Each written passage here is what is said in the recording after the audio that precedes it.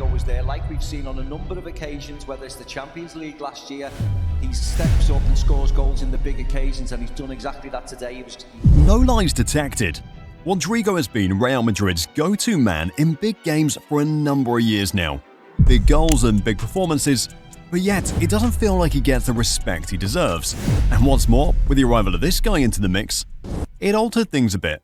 But as the season has panned out so far, it's Kylian Mbappe who has to fear Rodrygo this season.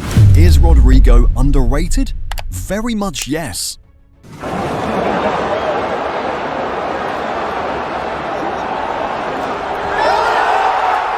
He scored a superb goal just a few days back in the Intercontinental Cup final. But once again, there was very little to even no noise about his performances. A reality Rodrygo has come to accept at his time at Madrid. Somehow, the more popular names always bag the attention. 4 goals and 3 assists in 19 games for Real Madrid this season. When you see those numbers, for an attacker playing for Los Blancos, they look pretty average. But there is more behind the Madrid striker's numbers than meets the eye. This season, he's also had his rhythm disjointed due to injuries. He's already had to deal with a muscle injury and a hamstring injury, but we'll get to how those injuries proved just how important he is to the team in a minute, and why he could arguably be the most important attacker in that Madrid lineup. But first, to understand the situation with Rodrygo presently, we've got to go back a bit. In the 2023-24 season, Rodrygo only continued to improve. He was once again in the big game highlights. I'll get to that later on, but the point is, in the system Carlo Ancelotti set out with at Madrid, he was a very important part of it. From the midfield up, they played a diamond in the heart of the team, and 2 attackers out wide, Vinicius Junior mainly on the left, and Rodrygo on the right. Yes, Rodrygo had a very good performance, scored 2 goals. A good game with Rodrygo. As a center forward, he could play there. See guys, this was Ancelotti talking about Rodrygo last season, and it showed the roles he could play in. Traditionally a left winger, he became almost an inside forward with the license to play from the right and come in, and it showed with the key performances he was getting last season. Truth is, the key performances had been coming even before the previous season. And at that point, after winning La Liga and the Champions League with Real Madrid, it finally looked like Rodrygo had become a main part of the team. Before this, he'd almost become used to side roles in the team, an impact sub. But with the 2023-24 season, put an end to something, at least for the time. In the seasons prior, Rodrygo's role was at best an impact sub. However, he continued to show in the few minutes he had of game time that there was a very talented player in there and that he could deliver. He became one of 2 of Madrid's main attacking options the previous season, and he was impressive. However, in the summer, something happened that put Rodrygo's position at the club in doubt. Kylian Mbappe arrived, and suddenly the questions started to fly. Amongst the others, the main one was this. If Carlo Ancelotti decided to continue with the winning formation he'd used from the previous season, Jude Bellingham playing as a 10 behind 2 strikers, it'd mean he'd have to pick from either one of Vinicius Junior or Rodrygo to get sacrificed from the lineup, and most people thought it was going to be Rodrygo. Heck, I bet even Rodrygo thought he was going to get dropped out. Credit to Carlo Ancelotti though, because at the start of the season he came up with a plan that involved all front 3 of his players starting. From that point on, we began to see an emerging pattern. Where Mbappe struggled in the early part of the season, for the first 2 games in La Liga, Rodrygo was impressive. A goal versus Mallorca, an assist in the next game versus Real Valladolid, and generally his all-round game had improved. And now the tables had turned, because with the way it was panning out, and has been panning out, Kylian Mbappe has got a couple of reasons to fear Rodrygo this season. The first one? Well, it's the type of player he is. Let's rewind to Madrid's comeback win versus Borussia Dortmund in the Champions League, because there's a moment about Rodrygo here that goes unnoticed. Rodrygo fought to keep the ball in play and set up Vázquez for that crucial goal that gave Real Madrid the lead in the match. Yes, Vinicius grabs the headlines with his hat-trick, which is rightly deserved, but in the sequence of play that brought Madrid's go-ahead 3rd goal, it was all down to Rodrygo. He chased what seemed to be a lost cause, won the ball, and got injured before Lucas Vázquez scored to put Madrid 3-2 up. The point with this is that Rodrygo's the type of player who puts everything on the line when he plays for the team. That much energy. Would Kylian Mbappe or Vinicius have run that hard so fast just to keep the ball in play like that? Nah, I don't think so. Rodrygo's importance to Real Madrid hit hard this season. In perhaps what was Madrid's most damaging performance of the season, that 4-0 defeat at home to Barcelona, it just felt like they were missing someone. Rodrygo didn't play due to a hamstring injury he'd picked up, and what they missed with him not playing was that energy he brings to the front line. He's an excellent dribbler and can finish as we've seen on multiple occasions. But the biggest thing about him has to be the fact that he keeps continuing to deliver despite being played out of position. And when Vinicius is there, Vinicius is the main guy, right? So Rodrygo has to do with the kind of leftovers. So Vinicius loves playing from the left, he can come inside. So Rodrygo has to make up with a bit central, a bit on the right.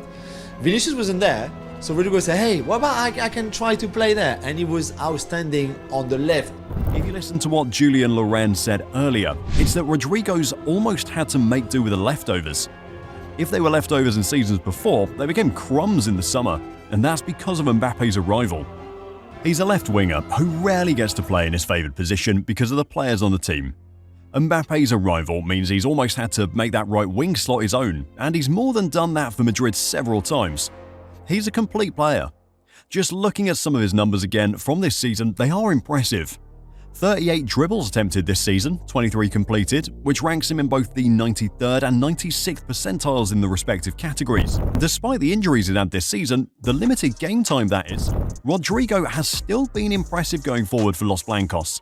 He's managed 19 key passes this season, and for context, Kylian Mbappe has managed 14. Mbappe has started and played more games than Rodrygo. In terms of being an all-round attacker, it's definitely been Rodrygo for Real Madrid. He combines technical ability with dribbling, goal scoring and pressing. It's common to find players with one or two of these attributes, but to find a guy with all three, that's gold that Madrid have got their hands on. It seems Rodrygo knows this, and frankly, maybe he's tired of it. Rodrygo, though, not in that list, and he feels a little bit upset that he feels he's been snubbed. He said, I was upset, I think I deserved it. I don't want to belittle the players who are there, but I think I had a place in the 30. It was a surprise. Often I'm just filling spaces. Is someone missing there? Put Rodrygo in. Is someone missing on the right? Rodrygo. Is someone missing as number 9? Rodrygo. That's it. He's said a lot of things here, but the one that jumps out first is how much of a team player he's had to be. He's not lying. Rodrygo's had to play left, right and centre when the team has needed him to, and each time he's more often than not delivered. With all that's been said so far, it's down to this. In the current team, this might seem like a crazy question, but I've got to ask it. What makes Rodrygo more of an asset to Real Madrid than Mbappe does? You'll find out soon enough, but you probably know the drill by now. Still haven't subscribed to Football Historia yet? Well, hit that button below so you never miss any of the action. So at first glance, the question seems crazy. I mean, yeah, Real Madrid did get Mbappe for free, but given the type of player he is and what he's achieved in his career, it feels weird even asking this question. But judging it from a Real Madrid standpoint now, and there's actually more to it. With Rodrygo comes balance. When Madrid changed the system last season, the fear was that playing with just the two wingers out wide will disbalance the team. But if anything, Rodrygo playing in his role has made them stronger. If it wasn't Vinicius Junior or Jude Bellingham last season, it was Rodrygo. You cannot say the same with Kylian Mbappe. Recently, we've been seeing Mbappe stepping up his game to a certain extent, but in the context of the entire season so far, Mbappe hasn't lived up to the expectations yet. Rodrygo, on the other hand, he's continuing to be Rodrygo, and that's doing a job. The way he gets into the current Madrid team now is by playing on the right, but he still continues to give the same level of performance every time, showing just how much of a player he is. He came back from injury, straight into the starting 11. He got injured again, straight into the starting 11 on his return. The point of all of this in relation to Mbappe is that Rodrygo has been at Real Madrid for so long now that he's become a mix of what the team needs and a player he wants to be. At times last season, he had that touch of Karim Benzema, where he'd link up play before being on the end to finish chances. That's something we haven't seen Mbappe do so far in a Madrid shirt.